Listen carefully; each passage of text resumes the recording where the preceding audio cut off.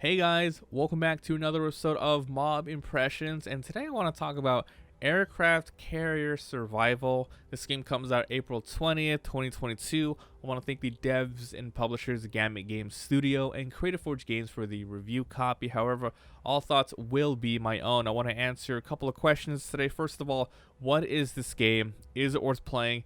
Is it worth your money?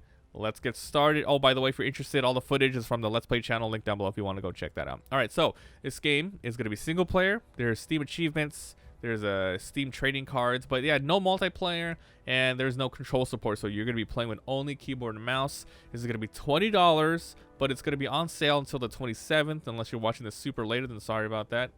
But anyway, this game is indie, but it has a lot going for it, and I think if you are a big fan of these sort of heavy resource management games where you're just, applying different units to areas to boost the efficiency of your offense or defensive, you might really enjoy this because I was surprised going in, there is quite a lot here. So this game has either a campaign or a sandbox mode you can go into. There's the tutorial, which I did play all the way through. There's around 3 tutorial missions with the voice acting, and they really teach you a lot of it. Not everything, though. There's some stuff you definitely have to figure out on your own. They don't cover, but they give you the basics, such as, how to, assign units, how to do recon missions, attack and defend, etc. So, let's, so when you start a campaign or sandbox, you are thrown into this your character creation screen where you can choose your name of your captain, your admiral, and they can also change your clothing, which doesn't really have a bearing on the gameplay, but it's funny that you can have a guy with an eye patch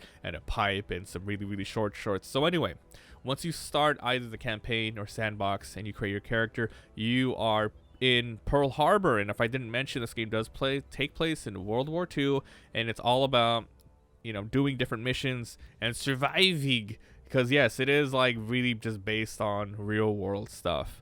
Okay, so in Pearl Harbor, you have different sorts of things you can do here.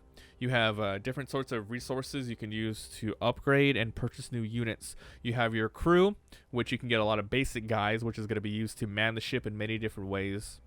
And then you can also purchase different sort of captains, which have different stats, which you apply to your ship, and they do other stuff like resupplying the ship, and they give you strategic combat cards, which I'll talk about later. Then you can go to buying new ships and upgrading them, and upgrading air units.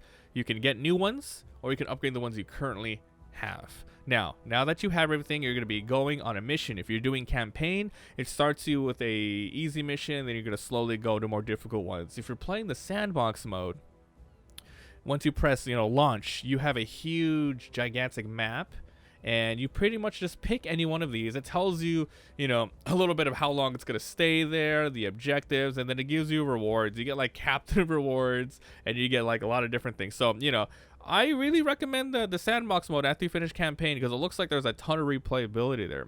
So, anyway, you are in Pearl Harbor, you have your base, you choose it, now what? You go, and you just start the map. So, you have different sorts of things you're going to be controlling, and it's in real time. You can't really pause the game and look around. Well, you can always just press escape, but you can't really interact with anything. So you have different speeds. You have normal, 4 times, and 8 times speed. And the goal is, well, it really depends on the goal. Sometimes, you must destroy things, maybe get around the map, rescue mission, etc. But let's just say you're doing a plain old mission where you have to destroy the enemy units. First of all, you don't know what the heck's happening. You're just wandering on the ship. You can move your ship around, right? But then you want to do recon missions to go see what's going on. So here's how it basically works. So you have your gigantic fleet, your ship, and you have to move units around. You can go into the inventory management, your crew management, and you can, click drag all these guys on medical, damage control, air control, etc., anti-air. And then once that's available, you either unlock new new slots for you to put things on, or they just become more efficient on it. So you use your captains and admirals to put them in different sorts of places on the island, and then you unlock different sorts of current missions and actions. So you do a recon one, you apply your units, you deck your ships, and then you launch them, and then they go on and do the thing. It's a lot of waiting in this game.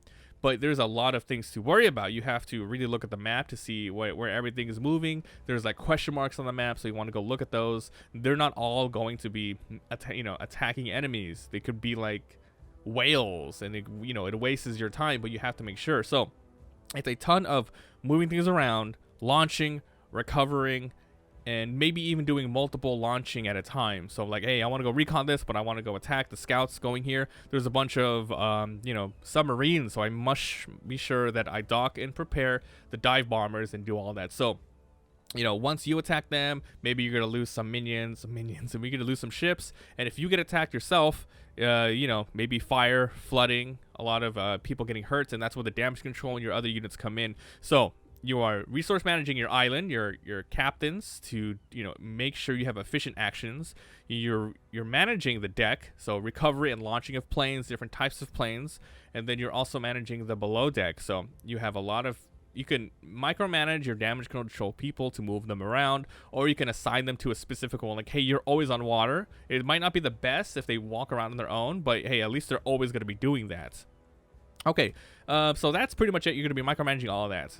I want to also talk about how you attack things. So this one surprised me, and it's pretty interesting. When you do like an assault, you prepare, right? So you want to recon to see how many units there are, and then you do a deep dive recon to see how strong they are.